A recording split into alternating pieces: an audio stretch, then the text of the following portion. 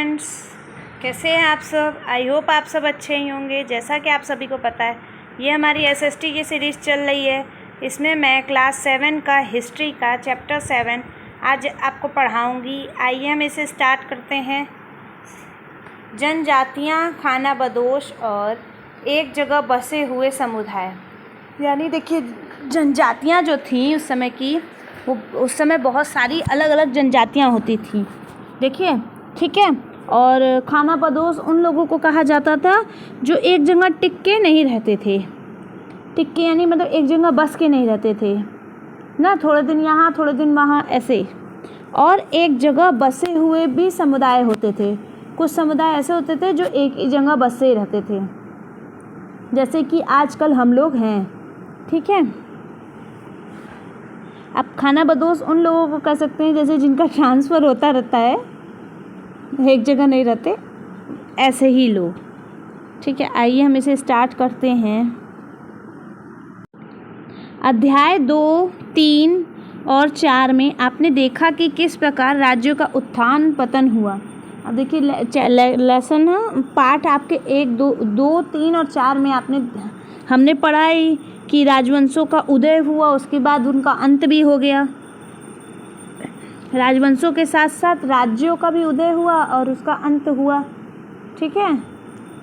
तो इस उठापटक के बीच ही कलाओं, दस्तकारियों और उत्थान गतिविधियों की नई किस्मों का शहरों और गांवों में फूली फली रही थी।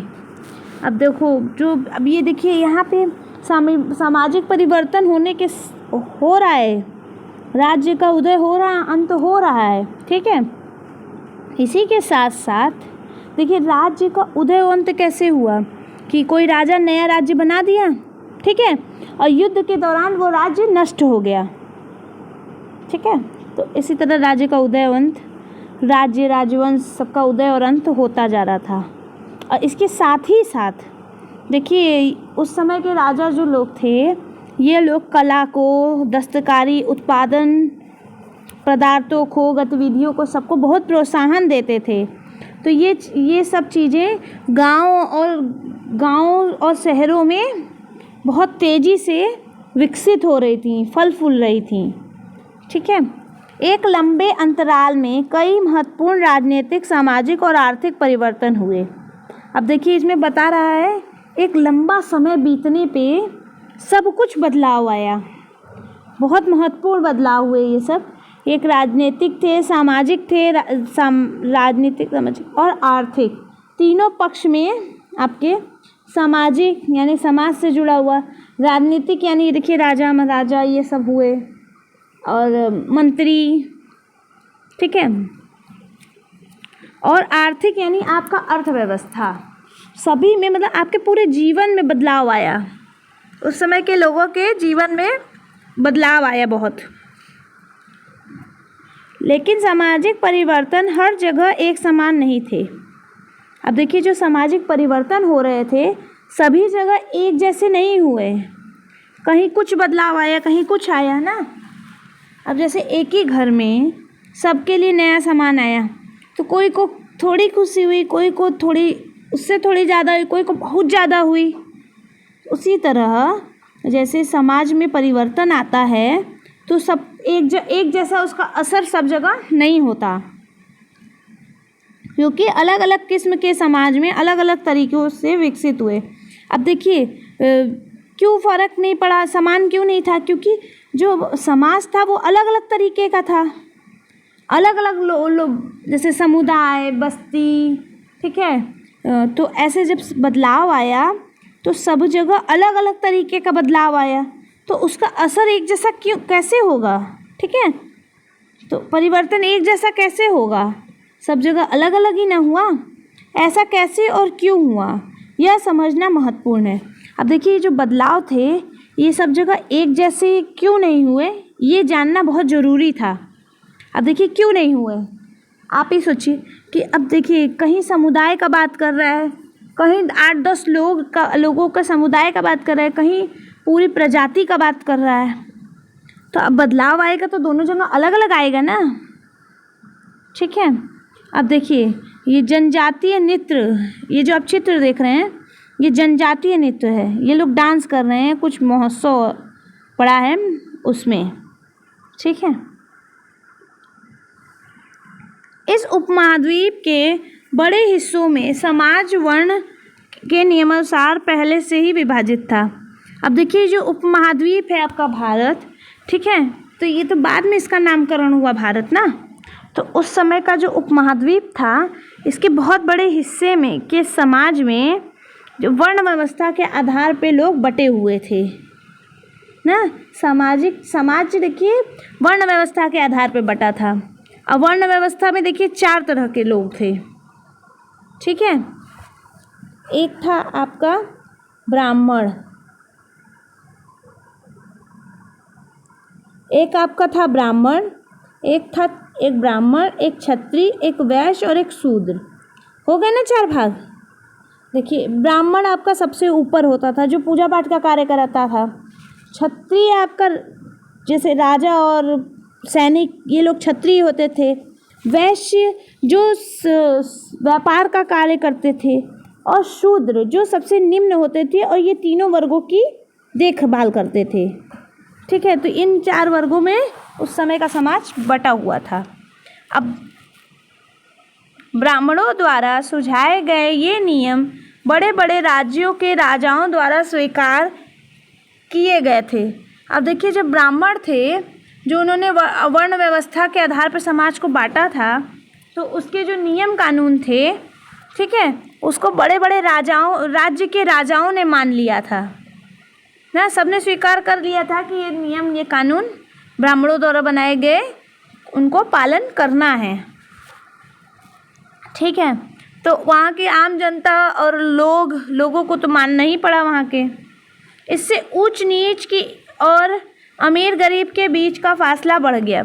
अब देखिए जो ब्राह्मणों द्वारा नियम बनाए गए थे, इससे ऊंच नीच की और अमीरी गरीबी का जो फासला था, अब जो बड़े समुदाय और छोटे समुदाय का फासला था, वो और ज़्यादा बढ़ गया, क्योंकि यहाँ सामाजिक मतभेद होने शुरू हो गए थे। दिल्ली के सुल्तान और मुगलों काल के में श्रेणीबद्ध समाज ज़्यादा जटिल हो गया था। अब देखिए दिल्ली में जो सुल्तान थे, राजा लोग थे, और मुग़ल काल के जो राजा लोग थे, ये भी इसी श्रेणीबद्ध में समाज में बट गए थे, और वे भी ये लोग को मानना शुरू कर दिए थे। बड़े शहरों से परे जनजातीय समाज, यानी देखिए जो अब हमारा ये हेडिंग है, बड़े शहर जो हैं उनसे जो जनजातीय समाज है, उनसे उन लोग का कोई लेना देना नहीं था। और इसके बारे में हम आइए इस हेडिंग के अंदर पढ़ते हैं कि बड़े शहर से परे क्यों था जनजातीय समाज, ठीक है। आइए हम इसे स्टार्ट करते हैं। अलबत्ता दूसरे तरह के समाज भी उस समय मौजूद थे। अब देखिए जो आपका वर्ण समाज था, उसके अलावा भी बहुत तरह के समाज जो हैं हमारे उपमहाद्वीप में उस समय मौजूद थे, ठीक है। कि जो वर्ण व्यवस्था, ब्राह्मणों की वर्ण व्यवस्था को नहीं मानते थे। उपमहाद्वीप के कई समाज ब्राह्मणों द्वारा सुझाए गए सामाजिक नियमों और कर्मकांडों को नहीं मानते थे, और न ही वे कई वर्गों में विभाजित थे, ठीक है। अब देखिए जो उपमहाद्वीप के ब्राह्मण समाज था, ठीक है, तो उसको ये लोग नहीं मानते थे, ये समाज। और जो समाज थे मतलब जो दूसरे समाज थे, वो इन ब्राह्मणों द्वारा सुझाए गए समाज को नहीं मानते थे, तभी ना वे दूसरे समाज थे, ठीक है। इनके सामाजिक नियम, कर्मकांड, पूजा पाठ, इन सब को वे सब नहीं मानते थे, ठीक है। वो लोग अपना नियम कानून खुद बनाए हुए थे, और वो अलग अलग वर्ग में भी विभाजित नहीं करते थे एक दूसरे को। अक्सर ऐसे समाज को जनजाति समाज कहा जाता था। अब जो ब्राह्मणों वर्ग के नियम कानून और उनकी व्यवस्था को नहीं मानते थे, उनके कर्मकांडों को नहीं मानते थे, ऐसे समाज को क्या बोला जाता था? जनजातीय समाज, जो शहरों से दूर, बहुत दूर थे, ठीक है। प्रत्येक जनजाति के सदस्य नातेदारी के बंधन से जुड़े हुए होते थे।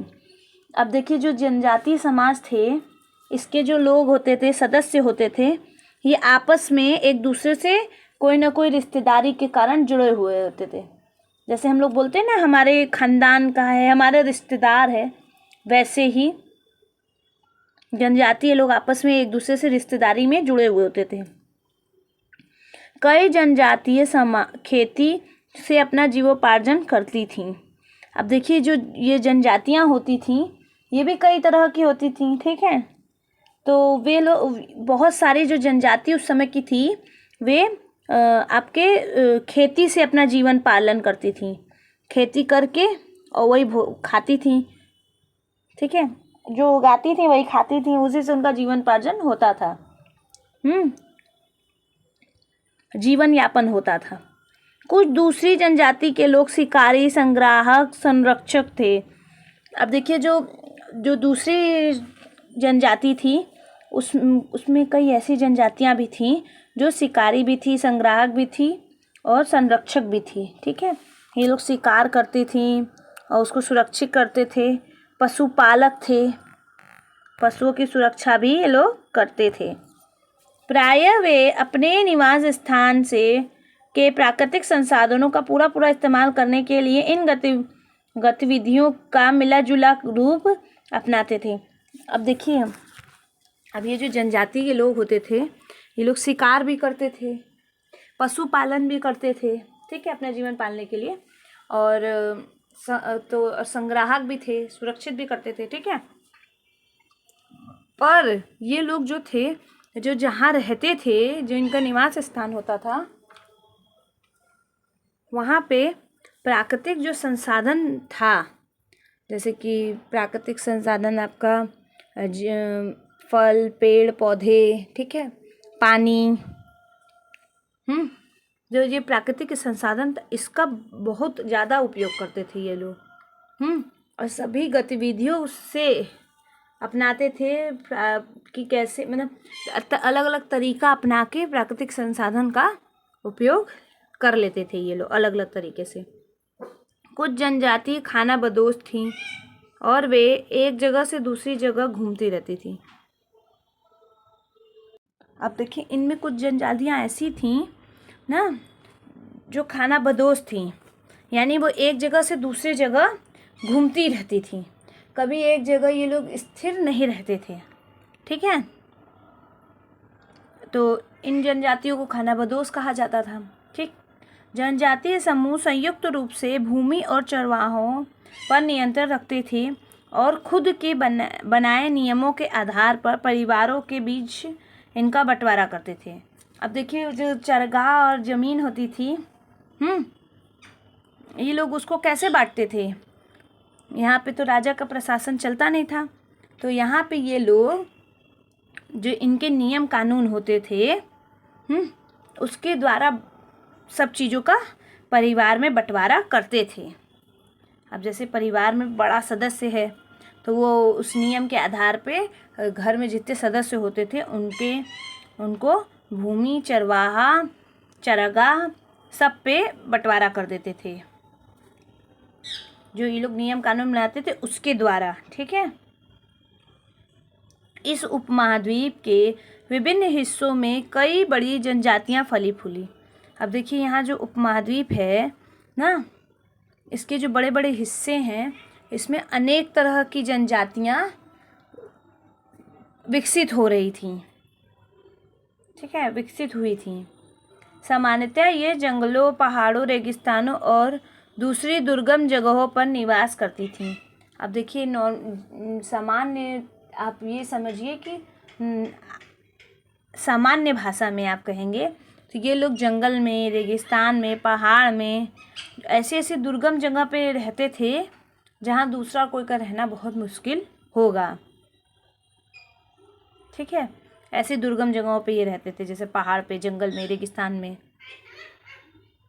कभी कभी जाति विभाजन पर आधारित अधिक शक्तिशाली समाजों के साथ उनका टकराव होता रहता था। अब देखिए कभी कभी ऐसी भी शक्तिशाली भी जनजाति होती थी, समाज होते थे जिनसे इन लोग का आपस में जाति विभाजन के आधार पर ये टकराव होता रहता था, ठीक है। मतलब अलग अलग जात के दो लोग आपस में हमेशा लड़ते रहते थे, समुदाय के लोग, ठीक है, हमेशा टकराव होता रहता था। कई मायनों में इन जनजातियों ने अपनी आबादी को बरकरार रखा और अपनी अलहदा संस्कृति को बचाया। अब देखिए, ये जो जनजाति थे वाले लोग थे, सही मायनों में इन लोगों ने अपनी आबादी को बचाया था, बरकरार रखा था। मतलब अपनी जनसंख्या को, अपने लोगों को, अपने समाज को इन लोगों ने बचाए रखा था, जिंदा रखा था, और कोई भी कारणवश उसे ख़त्म नहीं होने दिया था। और अपनी संस्कृति को भी इन्होंने बहुत संजो के रखा था, बचा के रखा था। लेकिन जनजातीय आधार और जनजातीय समाज दोनों अपनी विविध किस्म की ज़रूरतों के लिए एक दूसरे पर निर्भर रहे। अब देखिए, जो जनजातीय लोग होते थे, हाँ, और जनजातीय समाज होते थे ना, ये लोग अलग अलग किस्म की ज़रूरत के आधार पर एक दूसरे पर निर्भर रहते थे। जैसे कि कोई खेती करता था तो धान दे देता था, कोई फल उगाता था तो वो एक दूसरे से आपस में एक्सचेंज कर लेते थे, कोई कुछ कार्य करता था। मतलब ये लोग आपस में ही काम करके एक दूसरे को ले दे के, जैसे कि एक परिवार में एक आदमी डॉक्टर है तो कोई बीमार पड़ रहे घर में तो वो उसी के पास जाएगा, ठीक है। एक मैकेनिक है, एक कुछ है, कुछ ऐसे से करके पूरे समुदाय में अलग अलग तरह के लोग कार्य करते थे और आपस में एक दूसरे की मदद करके एक दूसरे पे ये लोग निर्भर रहते थे। टकराव और निर्भरता के इस संबंध ने दोनों तरह के समाजों को धीरे धीरे बदलने का काम भी किया। अब देखिए, बाद में ये टकराव होने लगा था, ठीक है, और ये जो टकराव होता था उसके बावजूद ये लोग एक दूसरे पे जो निर्भर रहते थे ना, एक दूसरे की मदद करते थे। इसी कारण जो दोनों समाज थे, दोनों तरह के, ठीक है, ये दोनों धीरे धीरे बदलने लगे थे। बदलने में का काम भी ये टकराव और निर्भरता ने किया था। जनजातीय लोग कौन थे? अब देखिए, यहाँ बता रहे जनजातीय लोग कौन होते थे, इनके बारे में हमें पढ़ना है, ठीक है। तो आज हम इसके बारे में पढ़ेंगे कि जनजातीय लोग कौन थे। समकालीन इतिहासकारों और मुसाफिरों ने जनजातियों के बारे में बहुत कम जानकारी दी है। अब देखिए, जो इतिहासकार थे और जो यात्रा वृत्तांत लिखते थे लोग, मुसाफिर यानी जो यहाँ आते जाते थे यात्री, वो लोग, उन लोगों ने जनजातीय लोगों के बारे में बहुत कम बातें बताई हैं, ठीक है। किसी ने इनके बारे में बहुत ज़्यादा बातें नहीं बताई हैं। कुछ अपवादों को छोड़ दे तो जनजातीय लोग भी लिखित दस्तावेज नहीं रखते थे। अब देखिए, कुछ जो वाद विवाद हुआ है, अपवाद हुआ है, इसको अगर हम लोग छोड़ दें तो जनजातीय लोग तो लिखित कुछ रखते ही नहीं थे कि उनके बारे में कुछ हमें पता चल सके। लेकिन समृद्ध रीति रिवाज और वाचिक मौखिक परंपराओं का वे संरक्षण करते थे। अब देखिए, लेकिन ये लोग जो थे, ये लोग इन लोग के रीति रिवाज बहुत प्रसिद्ध थे उस समय, और इन लोग ओरल मतलब बोल के एक दूसरे से जो रीति रिवाज होते थे इसकी संरक्षक करते थे, इसकी सुरक्षा करते थे। इन लोग के पास कोई रिटन प्रमाण नहीं था, लिखित प्रमाण नहीं था, ठीक है। इन लोग के पास लिखा हुआ कुछ नहीं था। ये लोग जैसे कि इनको इनके पापा बताए, ये अपने बच्चों को बताएंगे, फिर उनके बच्चे उनको बताएंगे, ऐसे करके ये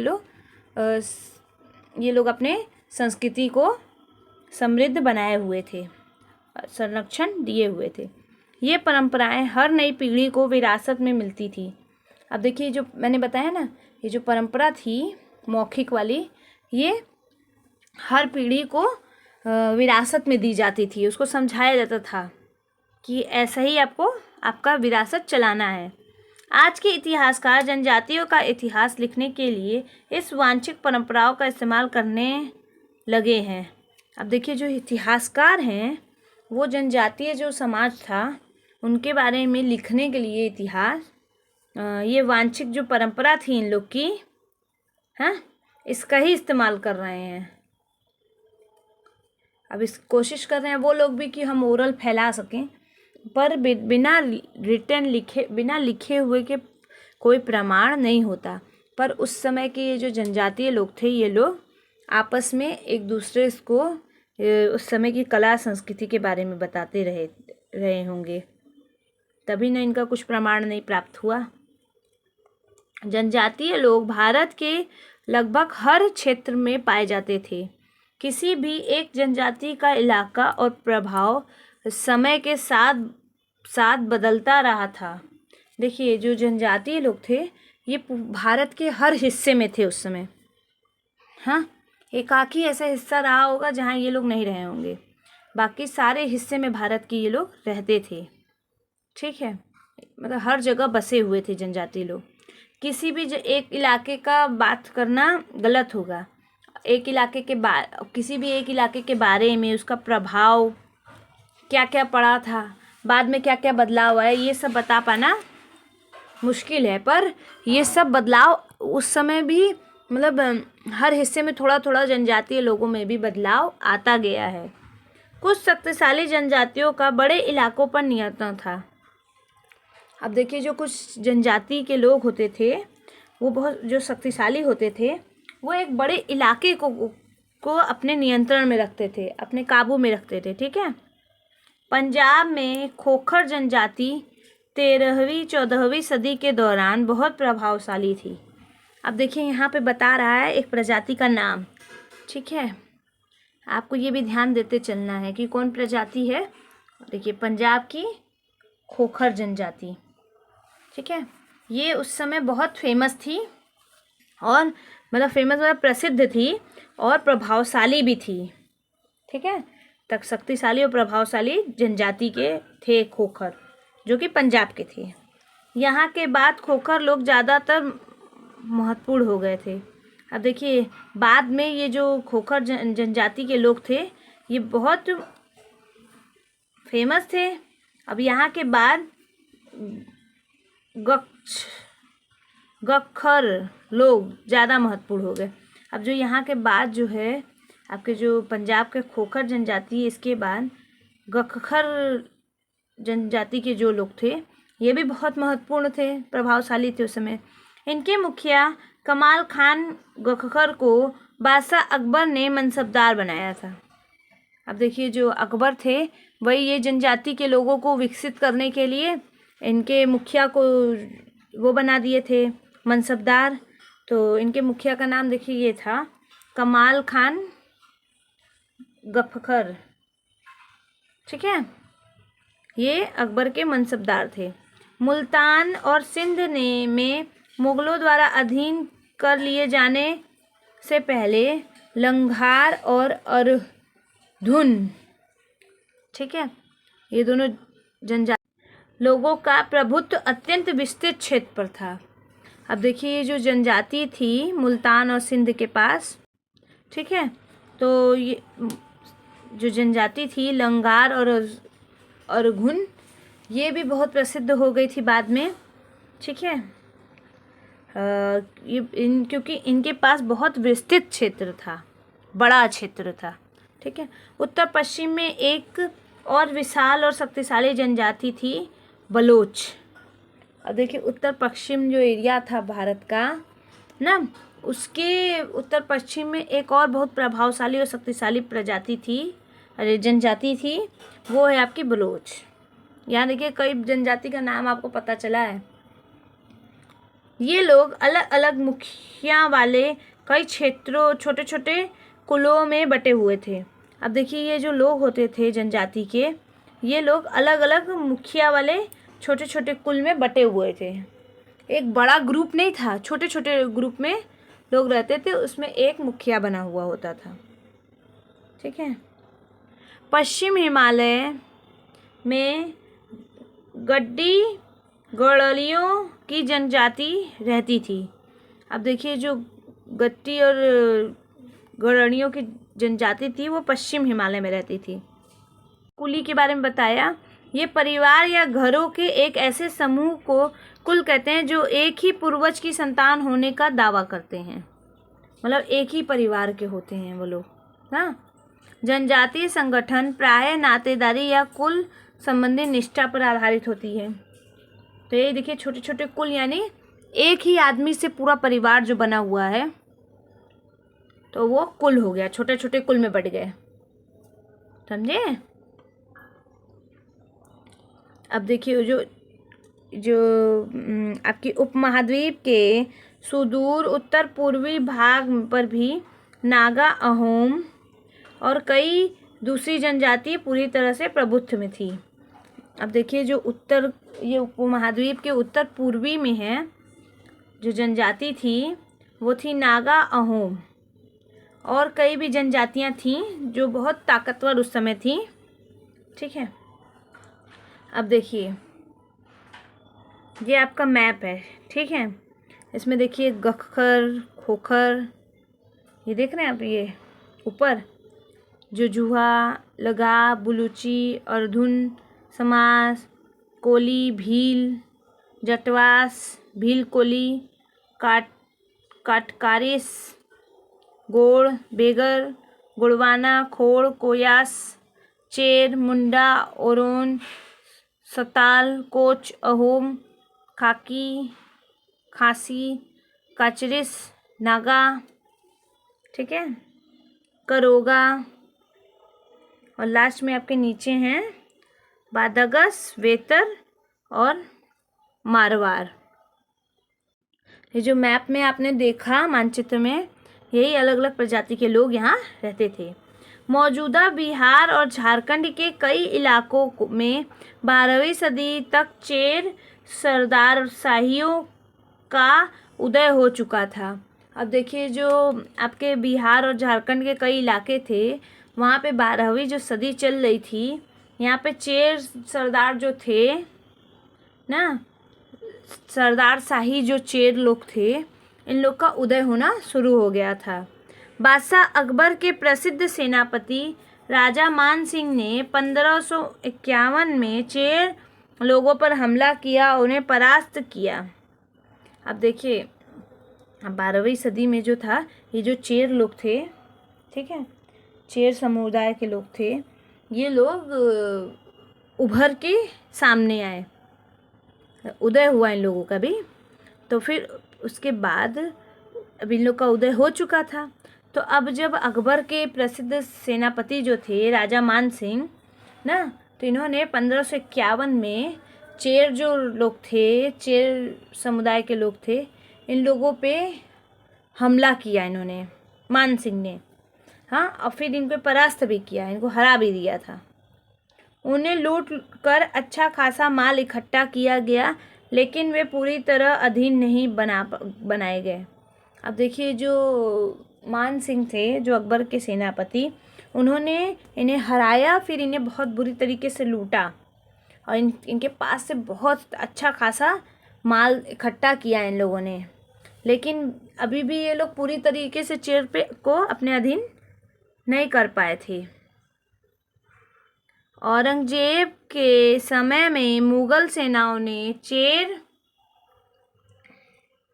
लोगों के कई किलों पर कब्जा किया और इन जनजातियों को अपने अधीनस्थ बना दिया।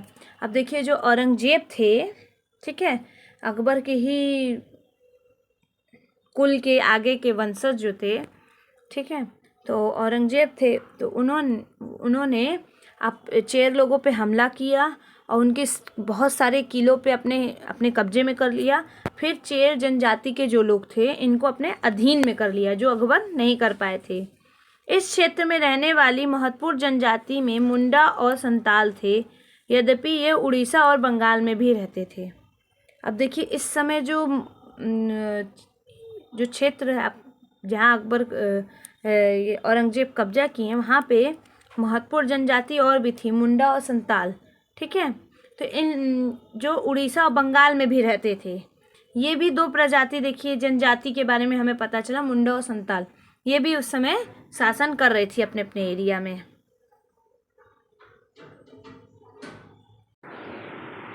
कर्नाटक और महाराष्ट्र की पहाड़ियों, कोली, बेराद तथा कई दूसरी जनजाति के निवास स्थान थे। अब देखिए कर्नाटक और महाराष्ट्र में आपके देखिए कोली और बेराद जनजाति के लोग रहते थे, और भी जनजातियां थीं, पर इसमें कोली और बेराद जो है ये महत्वपूर्ण थी। आपने मानचित्र में देखा ही होगा, उसी से आपको पता चल जाएगा। कोली लोग गुजरात के कई इलाकों में भी रहते थे। अब देखिए जो कोली लोग थे, ये गुजरात के भी बहुत सारे इलाकों में रहते थे, ठीक है, खाली महाराष्ट्र और कर्नाटक नहीं, लोग गुजरात में भी रहते थे। कुछ और दक्षिण में कोरागा, बेतर, मारवाड़ और दूसरी जनजातियाँ की विशाल आबादी थी। अब देखिए यहाँ जो दूसरी जनजाति है जो दक्षिण में रहती है, ये कोराग, बेतर, ठीक है, और अन्य जनजातियाँ भी थीं जो बहुत विशाल आबादी वाली थी, बहुत ज़्यादा लोग इसमें रहते थे। भीलों की बड़ी जनजाति पश्चिम और मध्य भारत में फैली हुई थी। अब देखिए जो भील प्रजाति के लोग थे, जनजाति के लोग थे, इन लोग की बहुत बड़ी जनसंख्या जो थी जनजाति की, ये पश्चिम और मध्य भारत में भी फैली हुई थी।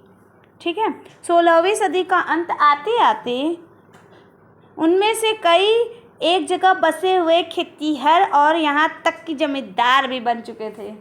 अब जो 16वीं सदी आई थी, 16वीं सदी के ख़त्म होते होते जो ये लोग जो बसे थे जहाँ जहाँ, वहाँ पे ये लोग या तो जमींदार बन गए या तो खेती बाड़ी करके किसान बन गए। अब जो भील प्रजाति के लोग थे ये जगह जगह जाके बसने लगे। तो 16वीं शताब्दी के जो अंत था उस समय ये कुछ किसान हो गए तो कुछ जमींदार बन गए जो जहाँ थे बसे हुए। तब भी भील के कई कुल शिकारी संग्राहक बने रहे। तभी भी जमींदार और खेतीहर बनने के बावजूद भी जो भील प्रजाति के और लोग थे वो लोग शिकारी और संग्राहक अभी भी बने हुए थे। ठीक है, मौजूदा छत्तीसगढ़, मध्य प्रदेश, महाराष्ट्र और आंध्र प्रदेश में गोंड लोग बड़ी तादाद में फैले हुए थे। अब देखिए तो जो छत्तीसगढ़ में आपके और मध्य प्रदेश, महाराष्ट्र और आंध्र प्रदेश में ये देखिए गोंड जनजाति के जो लोग थे, इन लोग भी यहाँ फैले हुए थे, यहाँ ये लोग का बसेरा था। ठीक है, अब देखिए आप ये जो चित्र देख रहे हैं, ये देखिए ऊपर वाला, ठीक है, ये रात में भील लोग हिरन का शिकार करने गए हैं और यहाँ आग जला के उसे पका रहे हैं। ठीक है, आई होप ये यहाँ पे ख़त्म होता है हमारा 7 चैप्टर का फर्स्ट पार्ट। आई होप आपको मेरा वीडियो पसंद आया हो। फिर भी कोई डाउट या प्रॉब्लम हो तो कमेंट सेक्शन में कमेंट करके आप मुझसे पूछ सकते हैं। Thank you so much. आप मेरा वीडियो लाइक ज़रूर कीजिएगा।